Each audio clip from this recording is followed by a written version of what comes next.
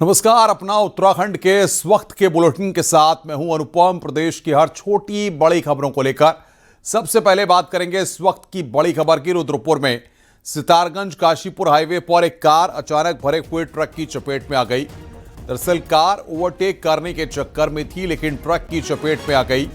लेकिन गनीमत ये रही कि ट्रक की स्पीड काफी कम थी, जिससे एक बड़ा एक्सीडेंट होने से टल गया। ये तस्वीरें आप देख सकते हैं, बेहद खौफनाक ये तस्वीरें हैं जो इस वक्त हम आपकी स्क्रीन पर आपको दिखा रहे हैं। किस तरीके से ये हादसा यहां पर होने से बच गया। सितारगंज काशीपुर हाईवे की ये तस्वीरें हैं। ट्रक देखिए शुरुआत में थोड़ा रफ्तार में था, लेकिन जैसे ही कार वहां पर आगे निकलने की कोशिश करती है, ये देखिए आप तस्वीर, ऐसे में वहां पर ट्रक की स्पीड कम होने से दोनों गाड़ियां जस की तस रुक जाती हैं, वरना एक बड़ा हादसा हो सकता था। लोडेड ट्रक की चपेट में यहां पर यह कार आई। ये तस्वीर इस वक्त हम आपको दिखा रहे हैं।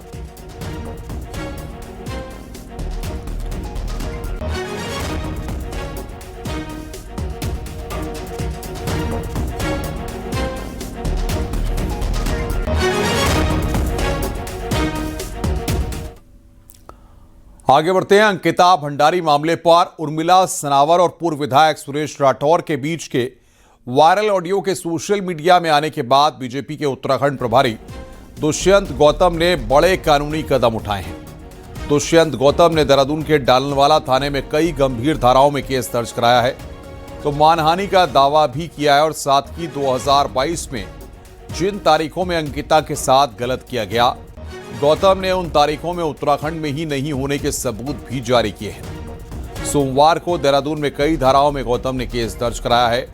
इसमें सुरेश राठौर, उर्मिला सनावर के साथ ही कांग्रेस, यूकेडी, आम आदमी पार्टी और कई अन्य अज्ञात को आरोपी बनाया गया है।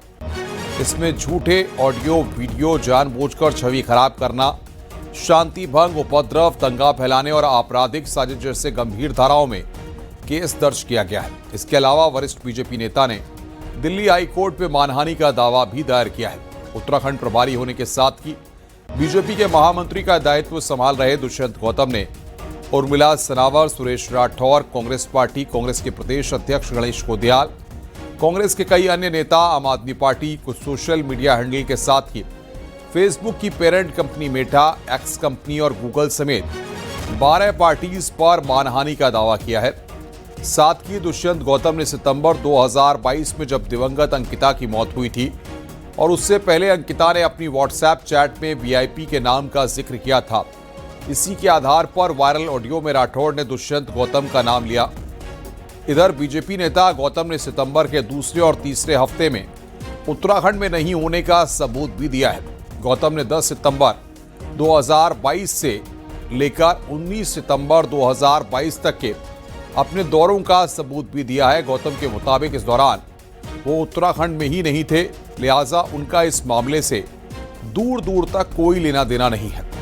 इसके लिए गौतम ने अपने फेसबुक पेज की हिस्ट्री भी शेयर की है और दुष्यंत गौतम के मुताबिक वो 10, 13, 14, 15 सितंबर 2022 को नई दिल्ली के कार्यक्रमों में शामिल थे, जबकि 16 सितंबर को उत्तर प्रदेश में थे और फिर से 17 और 18 सितंबर 2022 को नई दिल्ली में ही थे। जबकि गौतम के मुताबिक वो 19 सितंबर को उड़ीसा के दौरे पर थे और इसके फेसबुक पोस्ट के फोटोज भी उन्होंने शेयर किए हैं।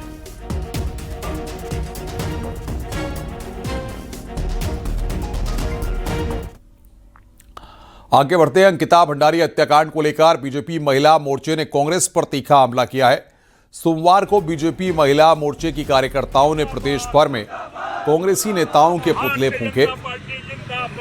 रुद्रप्रयाग, देहरादून, डोईवाला, सितारगंज समेत कुमाऊं और गढ़वाल में पार्टी कार्यकर्ताओं ने कांग्रेस को अंकिता के मुद्दे पर बिना ठोस सबूत के आरोपों की राजनीति करने पर जमकर आड़े हाथों लिया। प्रदेश संगठन ने उत्तराखंड के सभी 304 पार्टी मंडलों में कांग्रेस अध्यक्ष गणेश कोदियाल समेत पार्टी के पुतले फूंके। बीजेपी महिला कार्यकर्ताओं ने कहा कि 3.5 साल तक चुप रहने के बाद कांग्रेस विधानसभा चुनाव की आहट पाते ही एक संवेदनशील मुद्दे पर राजनीति कर रही है, जो दुर्भाग्यपूर्ण है। प्रदेश अध्यक्ष रुचि चौहान भट्ट ने कहा कि अंकिता मामले में पुष्कर सिंह धामी सरकार द्वारा गठित एसआईटी ने पूरी पारदर्शिता के साथ जांच की है और दोषियों को सलाखों के पीछे तक पहुंचाया है।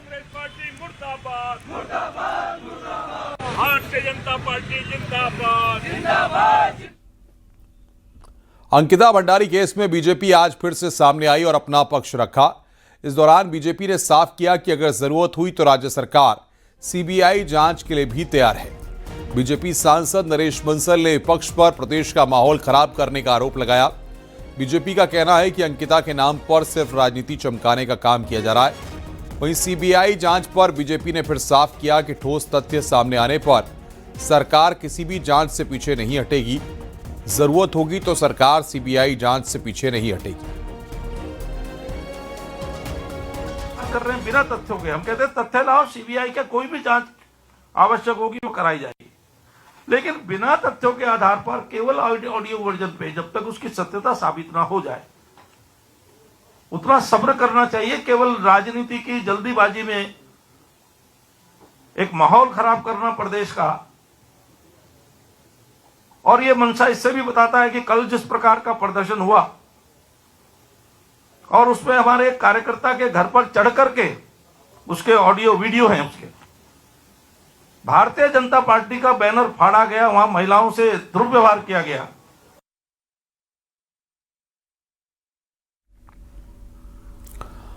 नई दिल्ली में केंद्रीय सड़क परिवहन मंत्री नितिन गडकरी की अध्यक्षता में नेशनल हाईवे प्रोजेक्ट की समीक्षा बैठक हुई। इसमें उत्तराखंड सीएम पुष्कर सिंह धामी भी शामिल हुए। बैठक में प्रदेश में सड़क कनेक्टिविटी के क्षेत्र में चल रहे कार्यों का वीडियो प्रेजेंटेशन भी दिया गया। बैठक के बाद सीएम धामी ने बताया कि प्रधानमंत्री नरेंद्र मोदी के नेतृत्व में राज्य में सड़क की कनेक्टिविटी तेजी से आगे बढ़ रही है। चारधाम यात्रा को सुगम, सुलभ और सुरक्षित बनाने हेतु 12,769 करोड़ की लागत से चारधाम महामार्ग परियोजना के अंतर्गत प्रमुख नेशनल हाईवे को डेवलप किया जा रहा है। उत्तराखंड में 3,723 किलोमीटर का नेशनल हाईवे नेटवर्क विकसित हो चुका है, जबकि 597 किलोमीटर में से 336 किलोमीटर से अधिक की सड़कें पूरी बन चुकी हैं। हरिद्वार, ऋषिकेश, देहरादून, रुद्रपुर, काशीपुर, हल्द्वानी और काठगोदाम जैसे प्रमुख केंद्र अब चौड़ी और सुरक्षित सड़कों से जुड़े हैं। दिल्ली देहरादून एक्सप्रेसवे सहित देहरादून और हरिद्वार बाईपास जैसे प्रोजेक्ट से ट्रैफिक तेज और सुरक्षित हो जाएगा।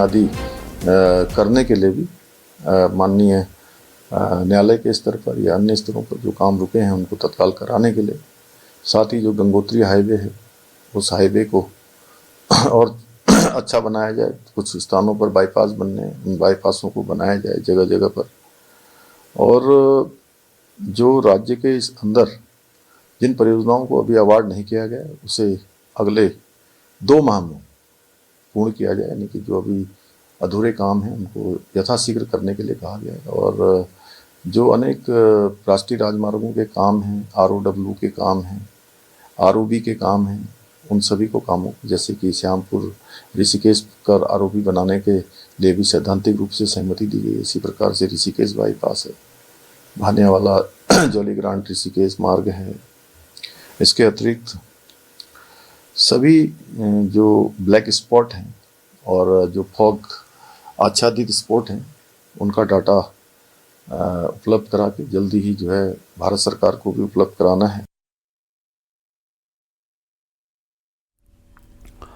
उत्तराखंड की धामी सरकार बड़ा फैसला लेने जा रही है और कुंभ मेला क्षेत्र को हिंदू क्षेत्र घोषित करने और गैर हिंदू के प्रवेश पर प्रतिबंध लगाने की मांग को साधु संतों का भी समर्थन मिल रहा है। धर्मनगरी हरिद्वार में संतों का कहना है कि वेटिकन सिटी और मक्का मदीना जैसे दूसरे धर्मों के तमाम ऐसे धार्मिक स्थान हैं जहां हिंदुओं के प्रवेश पर रोक है, लिहाजा सरकार को हिंदू धार्मिक स्थलों की गरिमा को बचाने के लिए इस दिशा में कदम उठाना चाहिए।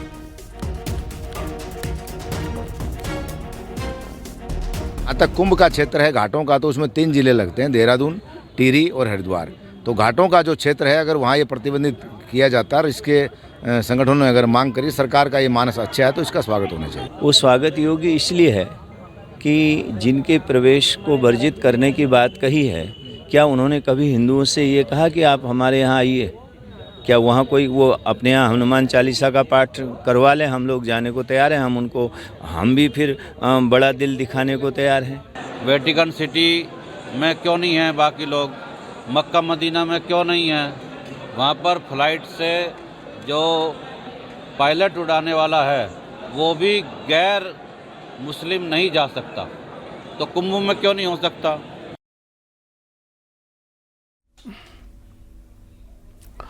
आगे बढ़ते हैं। हरिद्वार कुंभ मेला क्षेत्र को गैर हिंदू प्रतिबंधित घोषित करने की चर्चाओं ने उत्तराखंड की सियासत गरमा दी है। विपक्ष से चुनावी ध्रुवीकरण का हथियार बता रहा है, जबकि सत्ता पक्ष से आस्था और परंपरा से जुड़ा फैसला करार दे रहा है।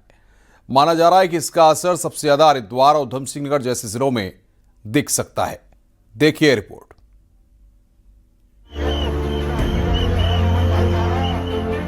हरिद्वार, जहां गंगा, आस्था और राजनीति तीनों एक साथ बहती हैं, कुंभ मेला क्षेत्र में गैर हिंदुओं के प्रवेश को लेकर उठी बहस ने धार्मिक पहचान और चुनावी रणनीति को आमने सामने ला दिया है। विपक्ष का आरोप है कि आस्था की आड़ में संविधान और सामाजिक सौहार्द से खिलवाड़ किया जा रहा है। विपक्ष का कहना है कि ये बीजेपी का चुनावी एजेंडा है, जबकि बीजेपी का कहना है कि ये न कोई राजनीतिक मुद्दा है और न कोई नया फैसला। गजेटियर में भी पहले से कुंभ क्षेत्र को गैर हिंदुओं के लिए वर्जित बताया गया है। पार्टी के मुताबिक कुंभ विशुद्ध धार्मिक आयोजन है और उसकी पवित्रता बनाए रखने के लिए नियम जरूरी हैं। तो सरकार कुछ नया नहीं कर रही है। ये जो ऑलरेडी जो व्यवस्था पहले बनाई गई थी और वो हमारे द्वारा नहीं, अंग्रेजों के टाइम स्थापित थी, उस व्यवस्था के संबंध में बात हो रही है। अगर ऐसा होता तो इसमें कोई आपत्तिजनक कोई बात नहीं है। हरिद्वार और उधम सिंह नगर का विषय है। मुझे लगता है कि जो 2027 का चुनाव आएगा, उस चुनाव में जिस तरह से राजनीतिक दलों के अंदर ही दल बने हुए हैं, उसका जो सबसे बड़ा बेनिफिट होगा तो भारतीय जनता पार्टी को होगा। विपक्ष की चिंता इस फैसले के बाद हरिद्वार और उधम सिंह नगर जैसे जिलों में वोटों के संभावित ध्रुवीकरण को लेकर है। दोनों जिले मिश्रित आबादी वाले हैं, जहां विधानसभा की 20 सीटें हैं, जिन पर कांग्रेस की मजबूत मौजूदगी रही है। उसे डर है कि बीजेपी ध्रुवीकरण कर यहां पैठ बना सकती है। आप कह रहे हैं कि गैर हिंदू प्रतिबंधित, अरे इसका क्या मतलब हुआ? जहाँ पे हिंदुओं का एक पर्व होता है, वैसे भी जमावड़ा तो हिंदुओं का होता है, लेकिन हमारे यहाँ तो गंगा जमुनी तहजीब है ना, तो लोग तो आपस में मिलते हैं। अब ये जो सरकार का काम है, ये तो कर नहीं पा रहे, इसलिए यही करेंगे। अब इसे संयोग कहें या रणनीति, 2027 में हरिद्वार में कुंभ भी है और विधानसभा चुनाव भी। लिहाजा हरिद्वार कुंभ क्षेत्र का ये मुद्दा सिर्फ प्रशासनिक फैसला नहीं, बल्कि आने वाले समय में उत्तराखंड की राजनीति की दिशा तय करने वाला फैक्टर भी बन चुका है। अब ये सरकार पर निर्भर करेगा कि वो आस्था और कानून के बीच संतुलन कैसे साधती है। देहरादून से न्यूज़ 18 के लिए सुनील नौप्रभात की रिपोर्ट।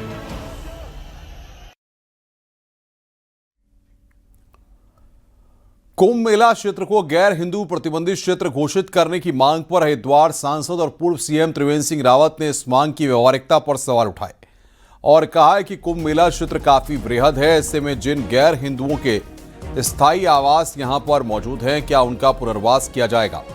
इसलिए इस मामले में अभी काफी अध्ययन की जरूरत है।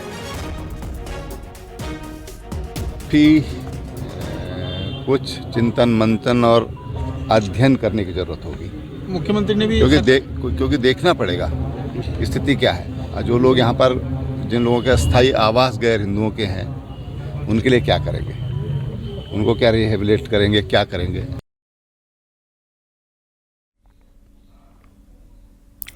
आगे बढ़ते हैं। उत्तराखंड से इंसानियत को शर्मसार करने वाला सनसनीखेज मामला सामने आया। पुलिस ने एक ऐसे गिरोह पर कार्रवाई की है जो मरे हुए लोगों के इस्तेमाल किए गए रजाई गद्दों की मरम्मत कर उन्हें दोबारा बेचने का गोरख धंधा चला रहा था। देखिए हमारी रिपोर्ट।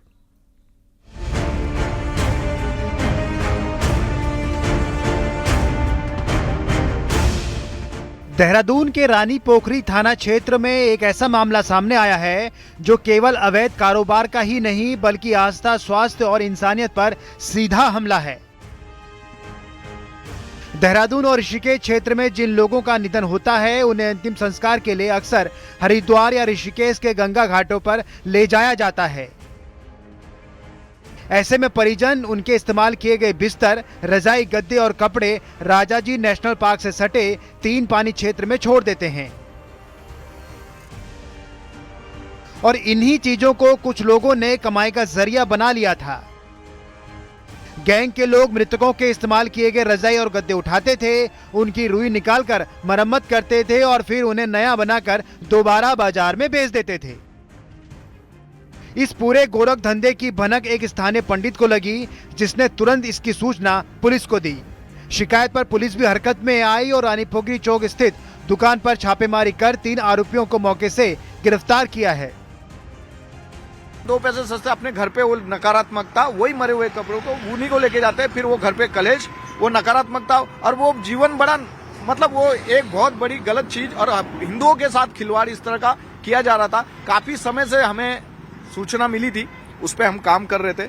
उस सूचना के तहत फिर हम लोगों ने 1 महीने से हम उसके वॉच पे थे, लेकिन परसों जो है रंगे हाथ पकड़ा है उसे, अपना संजय नामक व्यक्ति है ज्वालापुर का। इसमें पता चला कि जो रानी पोखरी में एक मसूरी क्लॉथ हाउस करके एक दुकान है, वहां पर जो हामिद और उसका पुत्र सलमान वो एक संजय नाम के व्यक्ति से ये चीजें खरीदते थे। तो संजय था वो शमशान और बाकी जगह पर जाकर जहां पे ये मृत व्यक्तियों के रजाई गद्दे सब फेंके जाते थे उनको इकट्ठा करके लाता था और वो इनको बेचता था।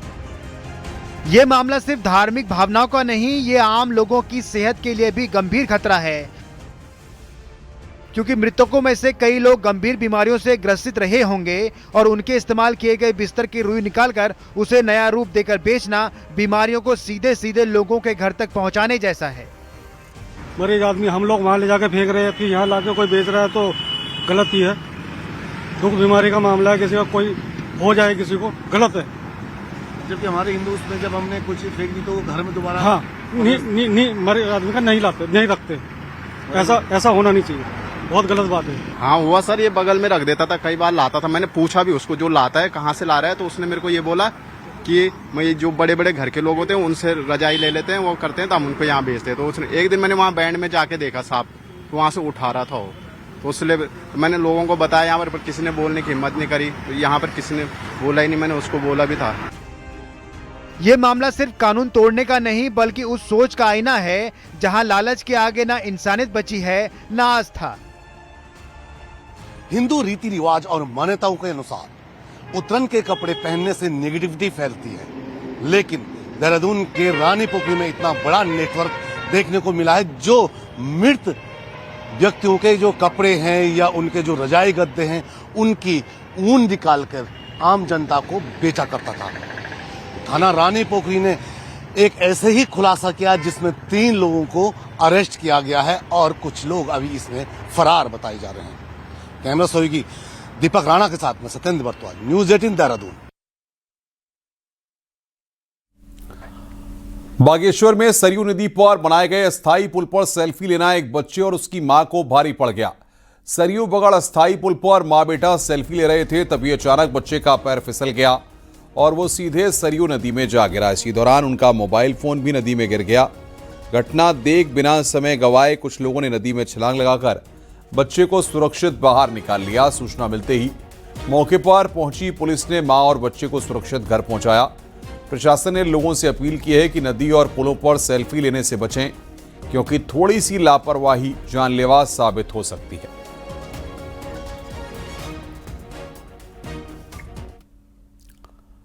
आगे बढ़ते हैं। उत्तराखंड में हर खनन वाहनों पर जीपीएस सिस्टम लगाना अब अनिवार्य होगा। हाईकोर्ट ने राज्य सरकार को आदेश दिया है कि वो 2024 में बने माइन और मिनरल नियमावली को सख्ती से लागू करे। बागेश्वर के खनन पर सुनवाई के दौरान सामने आया था कि राज्य में 2024 में बने माइन और मिनरल नियमों का पालन नहीं हो रहा और बागेश्वर में तो जो दूरी 5 घंटे में पूरी होनी चाहिए थी वो 18 घंटों में पूरी की गई। कोर्ट ने कहा है कि खनन वाहनों के साथ धर्मकांटा को खनन पोर्टल से जोड़ना होगा, साथ ही सभी वाहनों पर जीपीएस सिस्टम लागू हो ताकि पता चल सके कि वाहन कहां जा रहे हैं।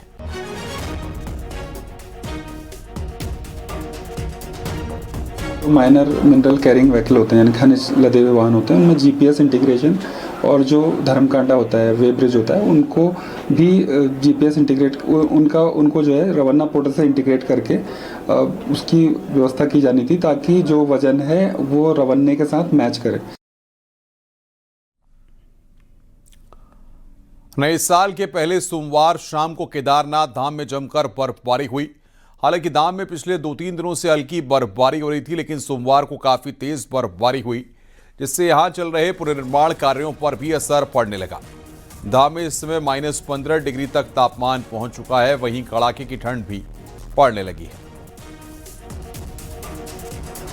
केदारनाथ में तापमान -15 डिग्री सेल्सियस से नीचे जा चुका है। केदारनाथ में काम करने वाले कर्मचारी अधिकांशतः घर जा चुके हैं और लगभग मेरी टीम के साथ में केदारनाथ में हम लोग 27 लोग हैं जो कि यहाँ पे पुनर्निर्माण का कार्य कर रहे हैं। पानी भी लगभग फ्रीज हो चुका है।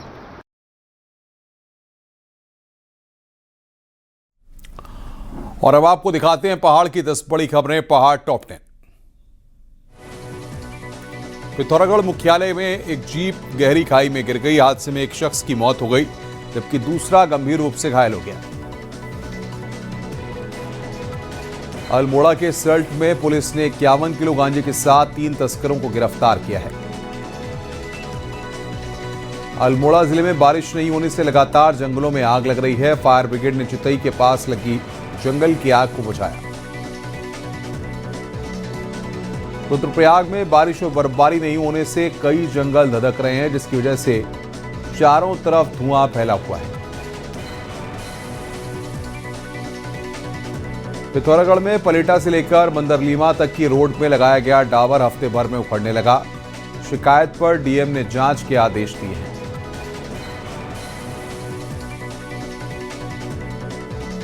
रामनगर में पर्वतीय टैक्सी ड्राइवर्स ने प्रदर्शन कर अपनी गाड़ियों की चाबी एसडीएम को सौंपी। साथ ही नगर पालिका परिषद पर अवैध वसूली का आरोप लगाया। जौनसार बावर के वनाधिकार हक हकूकों को कांग्रेस ने सड़कों पर उतरने की चेतावनी दी। कांग्रेस ने कहा कि उन्हें उनके अधिकारियों से वंचित किया जा रहा है। पिथौरागढ़ में भोजन माता संगठन ने प्रदर्शन किया। प्रदर्शनकारियों ने मानदेय बढ़ाने के साथ ही स्कूल बंद होने पर भोजन माता नहीं हटाने की भी मांग रखी। उत्तरकाशी के चिनियालीसोड़ की जनसुनवाई में कुल 60 शिकायतें दर्ज की गईं, जिसमें 47 का मौके पर ही निपटारा किया गया। सिखों के 10वें गुरु गोविंद सिंह का प्रकाश पर्व हरिद्वार में धूमधाम के साथ मनाया गया।